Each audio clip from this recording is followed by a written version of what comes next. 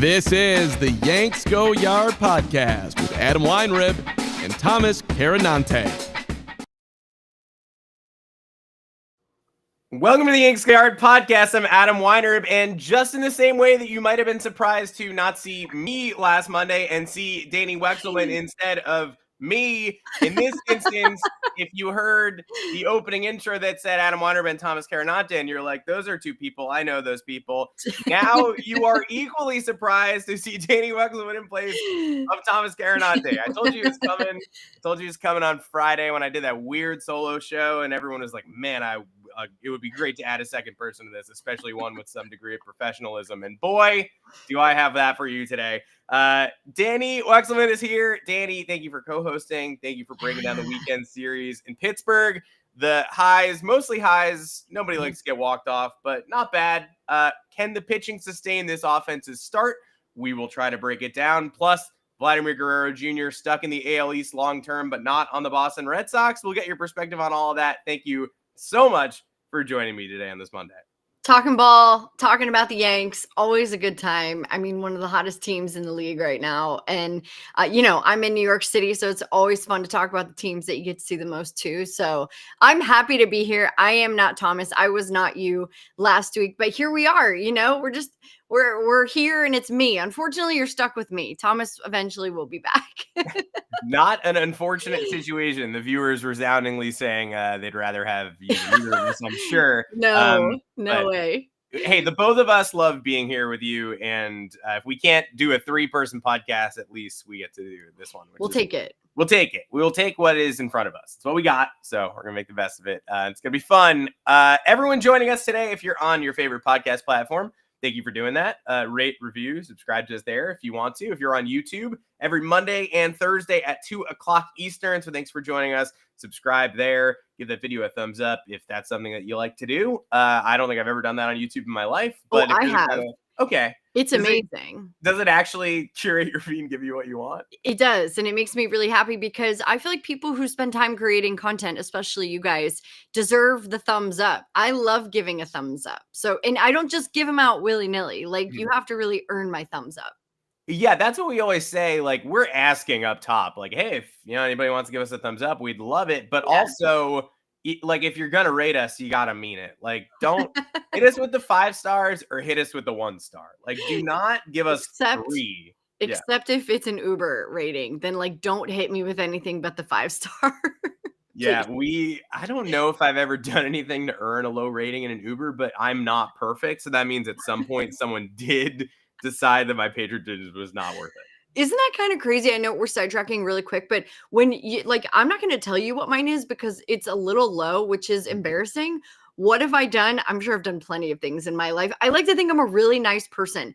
For you to give me anything but a 5, there's no way I was that egregiously bad that I deserved that. So I wish I could argue my score, but I'll have to live with it.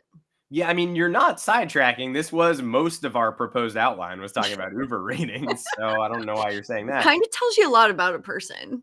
I would agree. And I mean, I feel deep shame, and now we're really sidetracking, but also this is what people come to the podcast for. I don't know. I feel deep shame whenever I like X out too soon. Like I forget to rate and I'm just like going to the airport and I close the app and then it's gone. Like, can you re-rate? Am I just Uber illiterate? No, when you go back to the app, the last person who drove you is still there. So you can still give them the proper score. And like, I will say, sometimes I consider, should I give this guy a 4 because he was using his phone while we're driving, which I don't know why you're doing that. And it stresses me out. But I almost always give them 5 stars. So I would just really like it in return. And unless I threw up in your car, which I'm sure I didn't, please don't give me 4 or less stars. I don't understand. Yeah, I'm sure you didn't. I don't think you did that. I don't think I did either. Yeah. I'm pretty sure. Yeah, confident. and definitely if that would be an under 4-star situation, I would say if that. Give me 0 for that. Yeah. Same goes for the driver. If the driver straight up throws up, that's no stars for you either. But yes, please treat your thumbs ups and your podcast ratings in the same way that we attempt to treat Ubers. And if you watch the whole show and you forget to give us a thumbs up, you can go back. We're still in the app. Yeah, yes. we're going to be there, just like your favorite driver, your favorite Uber driver, who you remember their name. Look, in terms of rating, I think it's time that we give our proposed Uber ratings to some of the Yankees newcomers and offensive stars and the people that have carried this hot start. Weekend series in Pittsburgh. They go ahead and take the first two, and the first two end up looking like carbon copies of one another in the final score department. Although there was a you get punched, you punch back situation in the Marcus Stroman game with Trent Grisham, and we'll give him a little solo love in a little bit. But I think it was most impressive 10-4, 9-4, and you had a lot of continued dominance from these younger Yankees, these players who, and I think you've seen the jokes go around because the Yankees fans spent the offseason, as they have for a long time, defending against the allegations of not being homegrown enough. And so you see the tweets be like, enough with all these veteran retreads. Like, when are the Yankees going to give a chance to someone like Jason Dominguez or Ben Rice or Yuendris Gomez or Austin Wells or Anthony Volpe or all these guys that are all of a sudden getting opportunities and running with them? So on the heels of a series win, on the heels of a 6-3 record on the year so far, and yes, the Yankees do play in like a half hour because it's apparently 12 degrees in Detroit, so we have to move those games. Oof, but yeah. For now, I'm going to categorize these guys. I'm going to do like youngsters and then newcomers, veterans, and ask who you're most impressed by. But which of the Yankees homegrown talent, players has impressed you most in the early going? I am stoked to see Anthony Volpe kind of coming into his own right now. It is about time. I think everyone lost patience too quickly, which is what happens in baseball because we're so obsessed with prospects, right? And you can watch them and you can see them grow, and a lot of them get called up early or too early. And so your expectation is, well, if they're called up, they must be ready to go and to be an immediate impact MVP caliber guy. And that doesn't always turn out to be the case. So you gotta be a little patient. You gotta give the guy a chance to get used to the league, to be on the New York Yankees. And I'll be completely transparent. I got to cover Anthony Volpe in high school. And so I've known him for a long time. And so there are certain guys you root for, right? Like I know his family. And so I root for this kid because I watched him work really hard and then not have the immediate success everyone was hoping for. I do not care if it's the torpedo bat or it's his off-season regime. I don't care what it is, to be completely honest. The torpedo bat is not an advantage. That's the word torpedo and advantage cannot go together. You still have to hit the ball in the precise spot to make it do what it has to do. He's right now in the top 10 in the league in homers with those 4. And I feel like that's the confidence that the kid needs. I eventually want to see him move into that full-time leadoff spot role with the Yanks. I feel like he needs to own that. He needs to get to that point in his career where he can be that guy for them. But I love watching him come into his own and figure this out and show a little bit of power, because that's what he did in high school. And I'll say this too. It's interesting. There's a dude named Jared Smith from Victus, and he went on MLB Network Radio, and my guys on Power Alley were talking to him. There's a difference between swinging a metal bat and a wood bat. Mm-hmm. And high school kids who go from high school to the pros, there's an adjustment period to have. And I think that you have to kind of factor that in a little bit more than maybe we are. And now that maybe he's using that torpedo bat and the sweet spot is where he actually hits the ball, and we're just adjusting it to him, right? It's not a one size fits all. We forget that with bats. They're not one size fits all. Everyone has custom bats. So why not customize that sweet spot? So I am a fan of what Anthony Volpe's doing right now. Yeah, and I think you hit the nail on the head, and everyone wants to, everyone was having a good time, pretty pumped to jump on the Yankees after that Brewers series. Like, well, they wouldn't have done it without these crazy bats. Meanwhile, the crazy bats are being ordered by like 30 teams across everybody. Baseball. Yeah, everybody. And the reason they're legitimate is because I can't order Jazz's bat. And Jazz can't order Anthony's bat. And Anthony Volpe can't order Freddie Freeman's bat. They are all customized per person. That's why, to me, like, you can't say it's an advantage, because you're swinging the bat. You still have to use it properly. You still have to hit the ball in the spot that is your barrel spot. And if you don't, it's not going to do what it's supposed to. But I don't see a problem with making the adjustment on the bat so that it fits what you do better.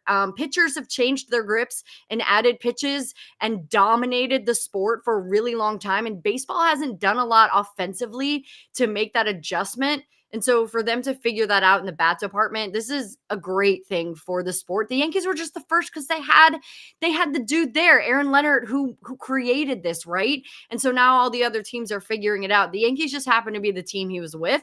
It could have been the Phillies, it could have been the Dodgers, but it was the Yanks.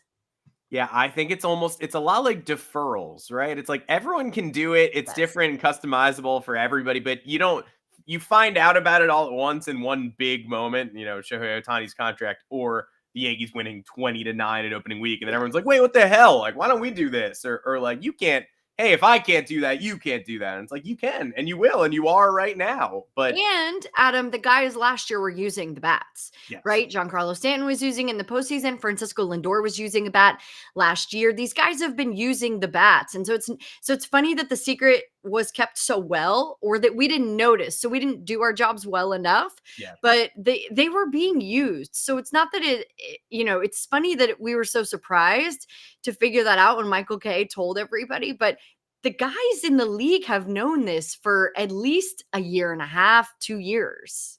Yeah, the discourse has been incredible too. I've seen people be like, you can't give me proof that Francisco Lindor is using it. I'm sorry. And then someone will post a photo and then they'll be like, okay. Yeah. Yeah, there's proof. Touché. Yeah, everyone's using it, and it is customized for the needs of Anthony Volpe for sure. And you can tell when he swings that he feels comfortable, especially that 3-run homer he took out to the short porch against the Diamondbacks in that loss was a moment where you were like, I'm not sure that would have gone out last year, but it goes out because of a player who uses their hands well, tucks them in, and uses the dimensions to their advantage, and was able to, have a result that maybe wouldn't have occurred if he had been less comfortable with his equipment and surroundings. You bring up Jazz rightly because of how incredible he has been to start the year as well. I'm going to call him a Yankees newcomer in this discussion just because, 40 games last year and maybe slightly, a heightened impact during the regular season playoffs. He goes in and out. It's an iconic looking home run in that game that no one wants to remember that ended the season. But I would say Jazz, Bellinger, Paul Goldschmidt, they have brought in talent. I mean, Max Fried, Fernando Cruz, you go on the pitching side of things as well. They just get a little bit less shine for, I think, an accurate reason at this point. Yeah. But I would say we're about a week into the season, slightly longer, and we've had a number of standout performances from players who Brian Cashman and company have added from the trade deadline onward last year. So who would you spotlight in terms of who keyed the start? Okay, so I'm gonna do two guys. I'm gonna say Paul Goldschmidt because he's in the leadoff spot and he's crushing, and he has, for the time being, solved the leadoff hitter situation, right? They tried Wells, they've tried Volpe, they go Goldie. They're trying all these different variances, and I have been really impressed. Paul Goldschmidt's a veteran guy. He's not your prototypical leadoff guy. He has zero speed. Let's be really honest about it, right? But he gets on base. The dude knows how to rake. I watched him in St. Louis. I am from St. Louis, so I watched the Cardinals a little bit closer than other teams during the season, and I watched his MVP year. Dude mashes. When he's locked in, I love the change of scenery for him. So I feel like, and also the defense for the Yankees. He is one of the best first basemen in the league. And so to me, that combination has been really awesome. And then I'll add Jazz in there. The work that Jazz did in the offseason is pretty obvious to me, not only at the plate with his bat, but his double play partner, Anthony Volpe, and the work they did in spring training. There was a video where Volpe was mic'd up. Did you see that video? No. It's long, which is surprising because Anthony Volpe is a pretty quiet kid. And so you're wondering, why is this video more than 5 minutes? What could be happening? But it's him and Jazz on the backfield working together and communicating and figuring out who's going to cover second base during what situations and where, they should be aligning, how they want to cover, and just everything that comes with the territory of being a double play partner. And I watched every second of it. It could have been 15 minutes and there could have been no words said, and I would have watched every second of it. But what I loved is that Jazz was taking notes. Jazz was open and willing to learn the position, right? That's what he's always been willing to do. And he did that with the Marlins when they asked him to move to center field. And he did it with the Yanks when they asked him to play third base, right? He should be in the middle infield. And so to me, watching him kind of embrace and just kind of flourish. He looks like a little butterfly who's landed in the right place, in the right home, and a space where it's not always okay to be flashy. But he's made it okay, and he's shown them that he can take his job seriously and be himself. He's proven that, and so I'm such a fan of what Jazz has done so far. That's what's so funny. You named my 2 favorite Yankees to start the year, and they could not be more polar opposite. I know. It's unbelievable, and no disrespect to Cody Bellinger, I No. promise. Also we know the talent he has, and he was part of that home run surge against Nestor Cortes. He will have his moments. He's battling some sort of back thing right now and playing through it. Maybe he's healed. I don't know. He shouldn't be playing through it if he is. But Paul Goldschmidt and Jazz on the right side of the infield, like offense aside, have been such a breath of fresh air. And the idea, I know you're laughing, because the idea that they have to interact on a regular basis. Yeah. The two guys there that the Yankees have situated, like just Goldschmidt, who they did a video. Look, you watched the relevant videos of Jazz and Volpe learning how to turn double play. I watched the ones where they asked everybody, like, what song can you recite from memory? No, this is a great example. Keep going. Yeah. Goldschmidt was just like borderline, participatory to be a nice guy, but he was genuinely like, I have no idea. I do not listen to music. Doesn't listen to lyrics, couldn't sing you a song, not even Twinkle Twinkle Little Star in its entirety. And Jazz is like, name a song, I'll sing it. Yeah, Jazz is like one of mine. I have a freestyle on Twinkle Twinkle Little Star. Like, what do you want to hear? I just drop the beat. I'll go. Like, it's amazing the double play combination has been incredible, but the dexterity, that Jazz operates with, the speed, getting to the spot before having to flash his hands and make a play has been extremely noticeable. To the smoothness. The smoothness is rubbing off on Volpe. He had a highlight go viral yesterday too. Just a really slick pickup at short. And then Goldschmidt, like, again, you're not going to have anybody sit here and like describe Paul Goldschmidt defensive highlights with gusto, but they're just going to say like he was always there. Like he's a rock. And to have that rock at first, not even to mention the offensive contributions of both players. Goldschmidt, had a 3-hit day the other day. You look up, he's got a 143 OPS plus, hitting 324 right now. Jazz homers every other day. And if not for Aaron Judge, then you would be talking about Jazz Chisholm as the offensive MVP of this Yankees team. I've been so blown away by this team. Needs a lot to go right, and that includes the pitching, and that includes the pitching at least treading water until some returns, until Clarke Schmidt gets his sea legs, until Luis Gil comes back, until they maybe make a deadline move. Their depth has been tested. Obviously, they didn't envision Carlos Carrasco and Will Warren and Marcus Stroman. And they survived one of those starts over the weekend and not the Warren start. And that's going to be the continued narrative. But offensively, the goal right now is put up as many runs as possible and try to, keep up an insane pace so that your pitching can relax a little bit. And so far, I would say the bullpen has impressed me, and they're welcoming back Ian Hamilton, and they keep using Adam Ottavino as like an extra guy on the roster. He's back today. The starting pitching, I would say, they're not letting me down. They're similar to what I thought they'd be. Carlos Carrasco got a good start in against Arizona, and every time he gets one, you sort of check that off as like, there's one. I don't know how many we're going to get, but that was good. There's one. How do you feel watching the pitching trying to keep pace and match the offense while being undermanned?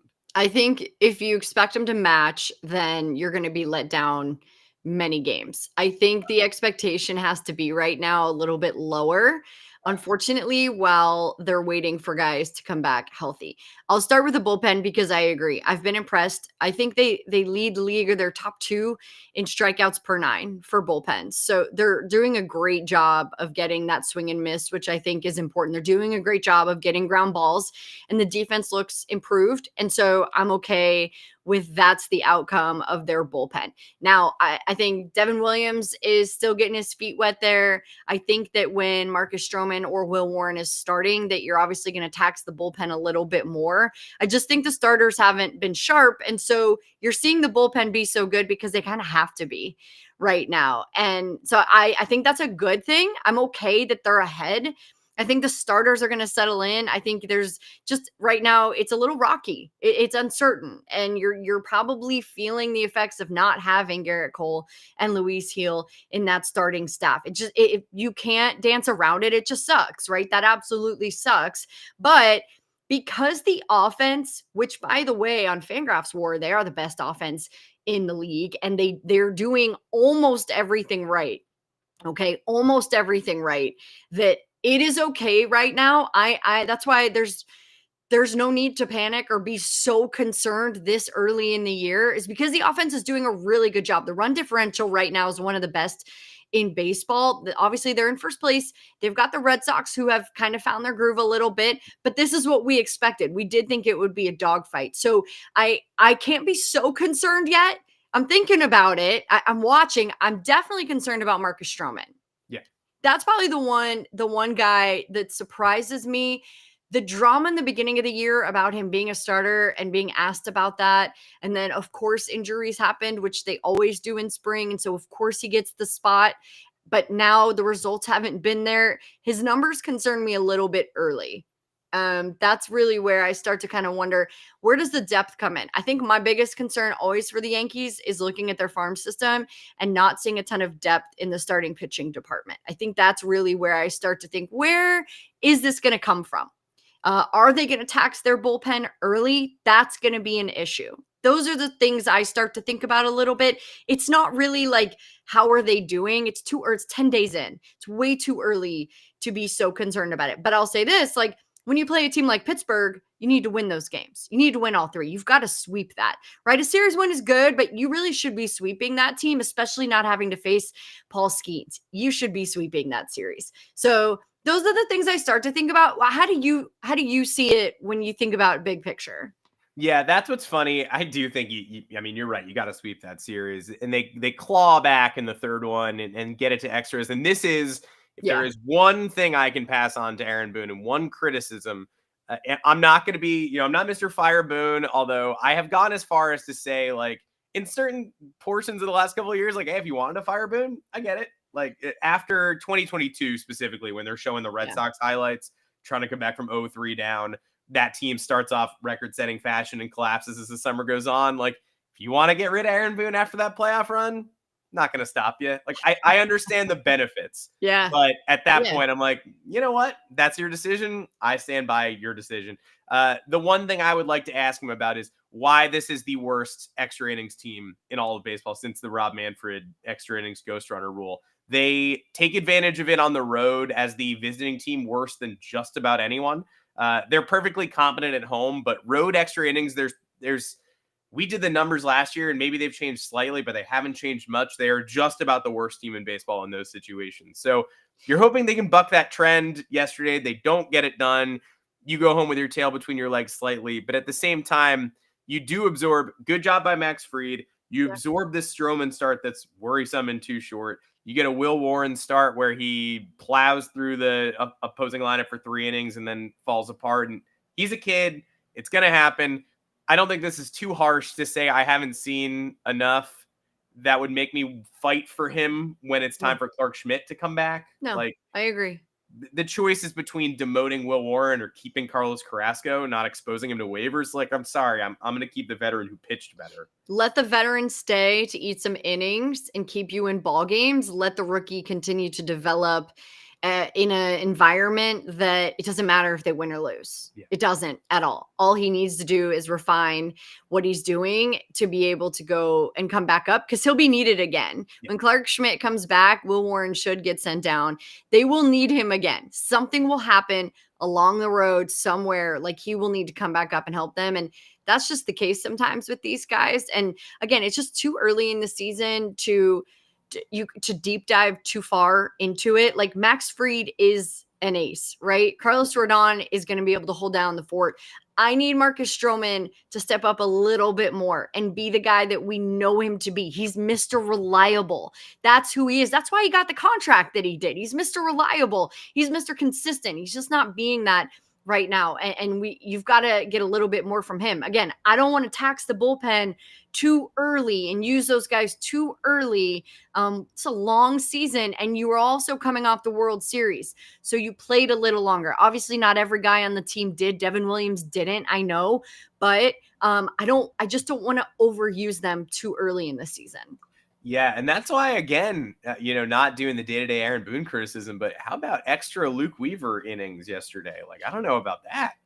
I feel like that was a trend last year. Correct me if I'm wrong, the multi-inning outings for him felt higher than the average closer, right? Because he's not a traditional. I guess maybe Aaron Boone doesn't see him as a traditional closer type, but don't forget, like, Luke Weaver was a starter for most of his career, and that didn't work out. So doesn't necessarily have the. Well, I'm sorry. No, he does have the innings on his arm. Sorry, he has the innings on his arm, not as a reliever, though. So maybe they think because he's not starting that he's got more juice in the arm because he's used to that. But yeah, for me early on, even Devin Williams on day one, I was like, oh, okay. All right. Yeah. Yeah.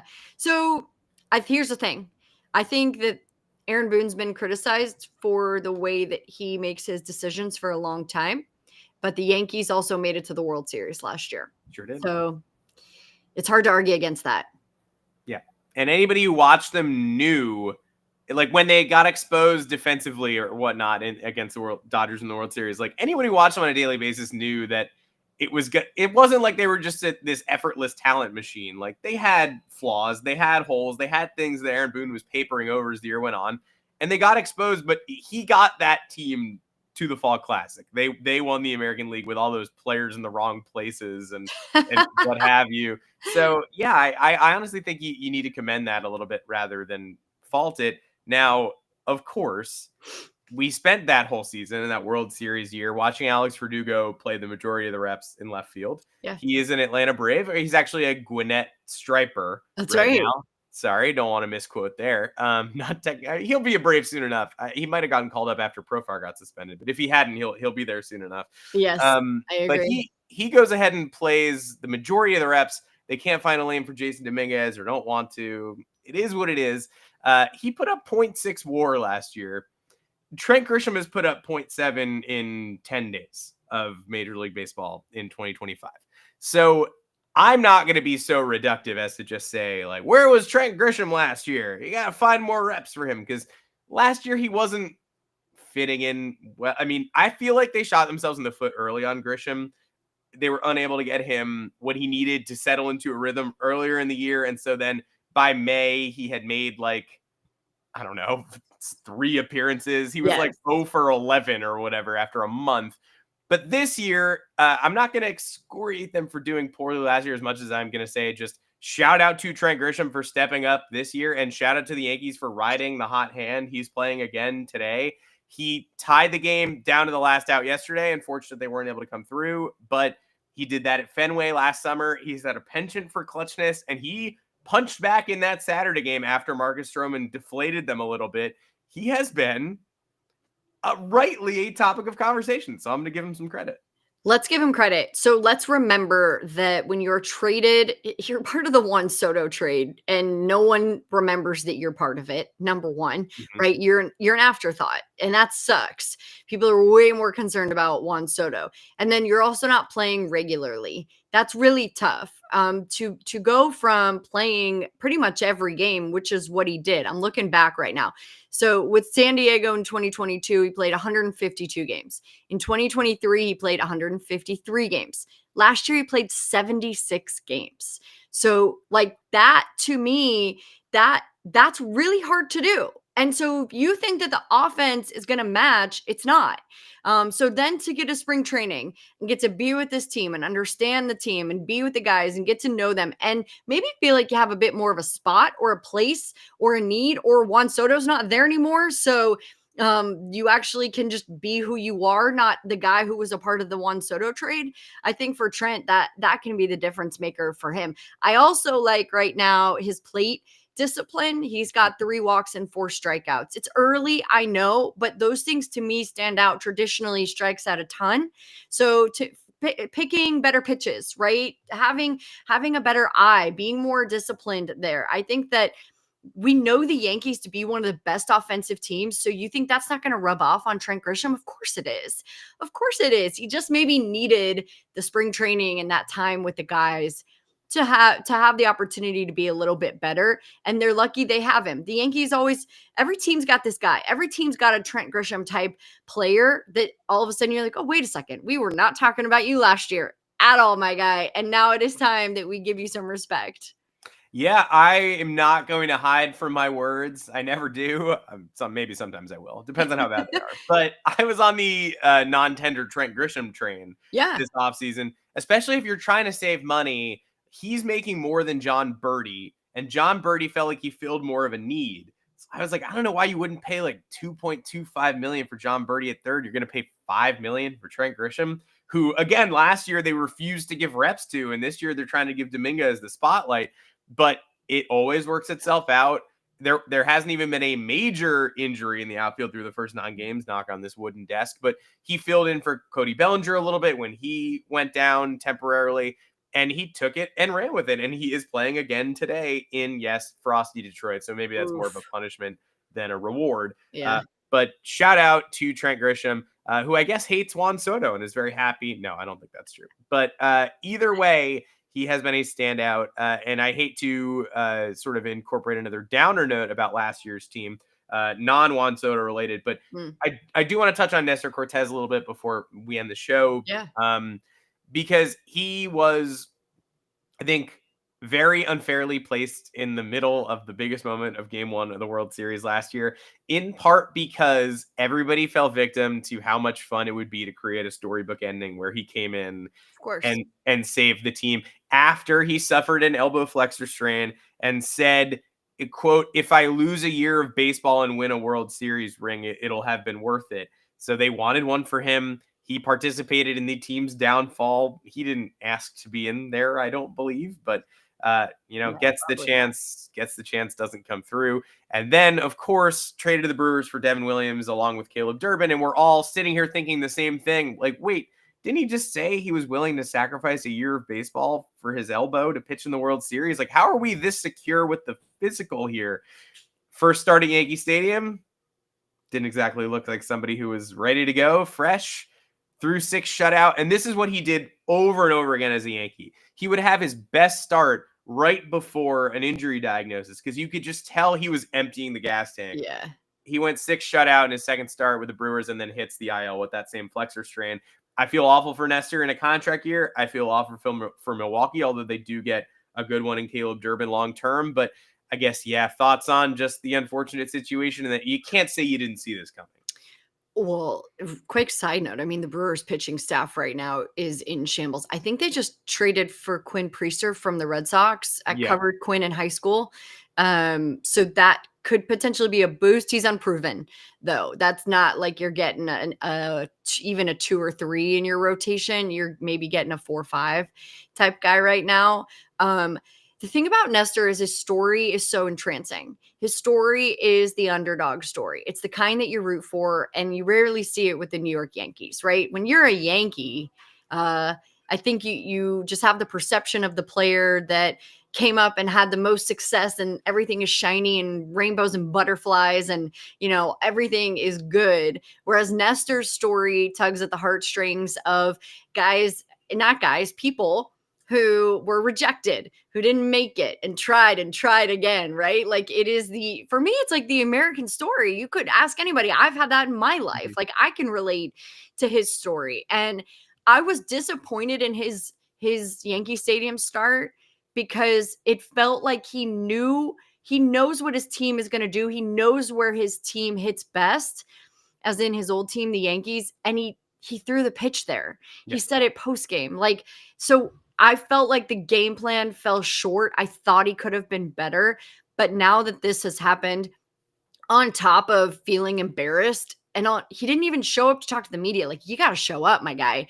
I don't care what kind of start you have or what game it is. You got to show up and talk to the media after the game.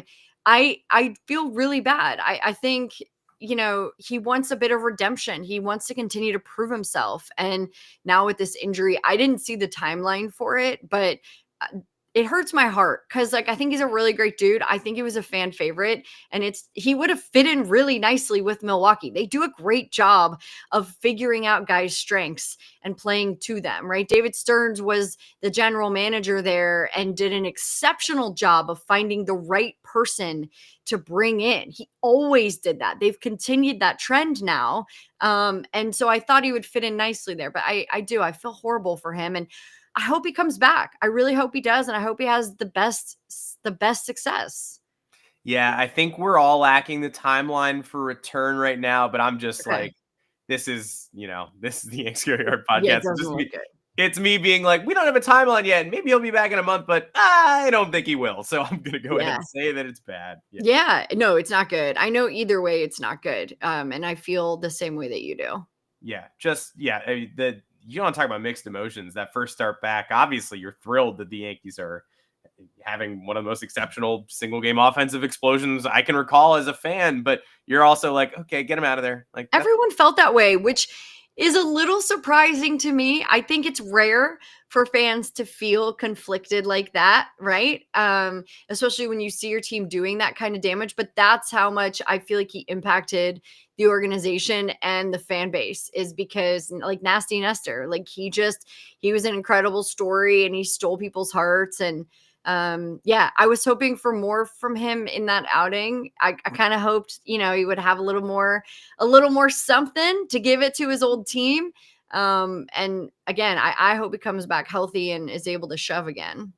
Craziest thing is that they lose Nestor, the Hialeah kid, and their feel-good story of this year is JC Escara, the backup catcher who's also from Hialeah, Florida. Yes. One of the craziest things I've ever seen in my entire life. That place is a hotbed, by the way.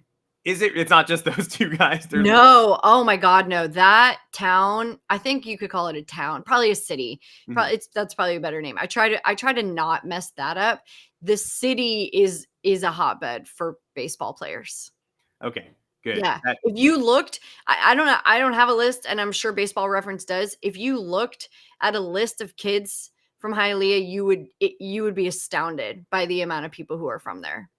Good. That's okay. I like to leave the podcast with homework assignments, and that's a good one because now I got to be educated. Yeah. Yes. If I'm gonna keep dropping that tidbit about how it's interesting there are two Yankees from Hialeah, I gotta know the rest. Yeah. So I'm on that. Don't worry. Thank you. Yes. I'm gonna check that out. One final news story that we have to go over before we sign off. Just because, hey, look. Yankee fans running this one over in their brains too, like best case, worst case, medium case. Okay, Vladimir Guerrero Jr., Blue Jay for life, 14 years, $500 million. A lot of money that Toronto has to pay. They have the money, but still, it's heft on your payroll. Vlad Jr. to the Blue Jays, okay, it's not something new. We've dealt with this for years. We've seen this already. He's staying where he is. Familiar. Obviously, he crushes the Yankees, so not fun to see him stay in the AL East. But okay, what are the alternatives? Not the Yankees. He said, honesty hour, truth serum, that he would never come here. And then some people were like, stop saying that. And then he was like, okay, I will. Fine. I don't believe him. I don't think he was going to sign here. The supposed favorites in the Derby when they were going to open up the market for his services were Steve Cohen's Mets and the Boston Red Sox, who he liked an Instagram post this offseason when the Soto chase was still open. That was like Soto and him and Devers in front of the Green Monster. And it was like, Fenway, crazy. This is crazy. And he gave that a like. Like we said, some people are more discerning about liking than others. Like, I don't know if he's one of those guys who's like, I want to see more photos of Rafael Devers in my feed. I'll give that a like. Or if he was really like every like button. Yeah. Or if he was truly just like, take me to Boston. I love it. But either way, I would say of the realistic possibilities, Toronto probably the best one for Yankee fans, as wild as that sounds. So your thoughts on Vlad Jr. long-term, and from even a Mets perspective, were you starting to feel like he would get to free agency and make some noise there? Or was that always just sort of a pipe dream for New York? Well, number one, I'll start with Vlad back with the Blue Jays. He wanted to be back. He said he wanted to be with Toronto for his whole career.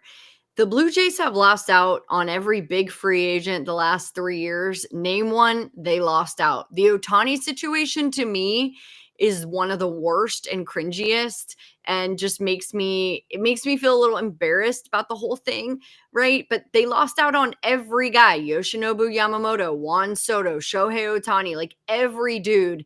And then they get Anthony Santander. Why did they get Anthony Santander? Because of Vlad Guerrero Jr. And they couldn't figure it out. They have $700 million for Shohei Ohtani, but they don't have the money for their homegrown guy who wants to be there. To me, it made no sense. And so then when the reports came out that they were 50 million apart, you start to think, all right, maybe they can get it done. But Vladdy set a date where they had to stop negotiating. But then he started talking about it in the season. And you're like, what's happening here? And then this past weekend, the Blue Jays were facing the Mets. And there were reports circulating on Friday for the Mets home opener that Vladdy was getting close to an extension. And then Jorge Castillo of ESPN went into the clubhouse postgame and asked him, and Vladdy's like, I don't know what you're talking about. So Vladdy is either a really great actor, or this all came together in 48 hours and he really didn't know. I think Vladdy's been pretty honest about the situation, but maybe he's both. Maybe it's a little bit of both. My reaction is, thank gosh the Blue Jays didn't mess this one up. You have nobody else in your organization coming up to be the face of your franchise. So I am so glad you figured this out and gave the guy his money. He is a top 10 player in the league offensively. He can play multiple positions, and he's a clubhouse leader. He learned English. Like, to me, this guy is a consummate pro, and he should be there. I'm hoping maybe Bo Bichette is next. We'll see what kind of season Bo has. The Mets idea was interesting. I think more so in a trade situation than in the offseason. I don't know if they're interested in spending big like that for the next few years, right? I think Steve Cohen and David Stearns are pretty concerned about staying under that luxury tax or doing their best to do that. And they've been a little more crafty since David Stearns came over from Milwaukee. So I'm not sure they were interested in spending another $500 million. I think they're going to piece it together right now. They can move Mark Vientos over if Pete Alonso doesn't come back.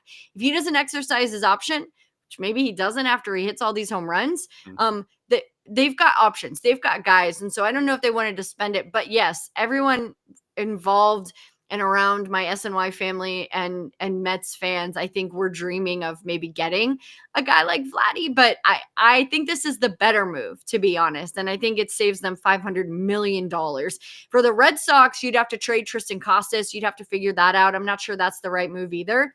But I think this is the perfect place for Vladdy, and I'm so happy for him.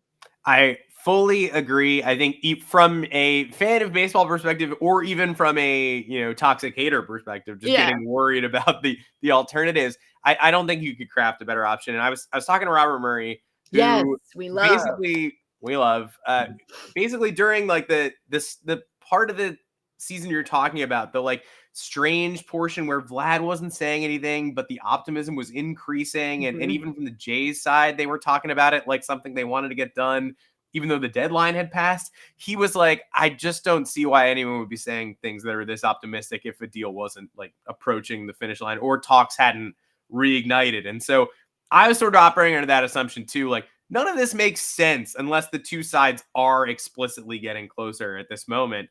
And lo and behold, I mean, kind of a shame that he got to Citi Field before it got announced, so that he did have like that weird series in front of the Mets crowd that partially wanted him, was trying to they gave him a pretty loud ovation. They really did. They welcomed him, and I was like, is this them trying to convince him to come here? What is happening? Yeah, it felt odd then, and now I'm glad that we can all move on. It feels like we've settled our extension stuff, and now we can just move into the remainder of the regular season. But good for the Jays, good for Vladdy. Yankees will see at some point. He's going to Fenway this week. Hopefully he greets them ruder than he greeted the fans at Citi Field. Dani, thank you again for joining me. I want to make sure we get you out of here at a reasonable time, but you know that we could talk forever about this stuff, and you're going to be coming back on the show one more time to co-host without Thomas again as well. So I cannot wait for that. We'll have a blast. I appreciate it. I love getting to talk ball with you. I love getting to talk ball with you. Always willing, always open, and hopefully we'll have you whenever you're willing to come on. And we really appreciate all of the time that you've already spent hanging out with us, hanging out with me, and making this show a million times better today. If you get Dani in your Uber, make sure to rate her 5 stars. Please. You have an opportunity to do that. Is there anything else you'd like to plug before we sign off? No, I'm supposed to have a college baseball game tomorrow. I'm hoping the weather holds up. Kentucky Louisville on ESPN, not on ESPN. It's on ACC Network at 8 p.m. tomorrow if it's not rained out. So watch that. Tune in and also check the forecast for the state of Kentucky. I'm gonna head to Citi Field tonight unless the weather does not hold up. I hope it holds off. Pretty gross right now, so I don't know. I'm looking out the window. Sucks, but if it's good, they probably will too. Which maybe is the worst case scenario for like bringing people. Like, don't worry, it's gonna rain. They're gonna try to get it in. Closer seats, yeah. You can go sit closer and watch Kodai Senga. Yeah, that's a good sales job. I hadn't thought of that. Okay, good food for thought. I will. I'll start texting everybody. By the way, show up early and make sure we get better seats in the wet. Dani Wexelman, thanks again so much for joining me. We will see you again here next week, I believe. Yeah. Yes. Next Monday's show. I'll be back on here Thursday, so everybody come on and throw tomatoes at me as I do a solo show. But Dani, thank you.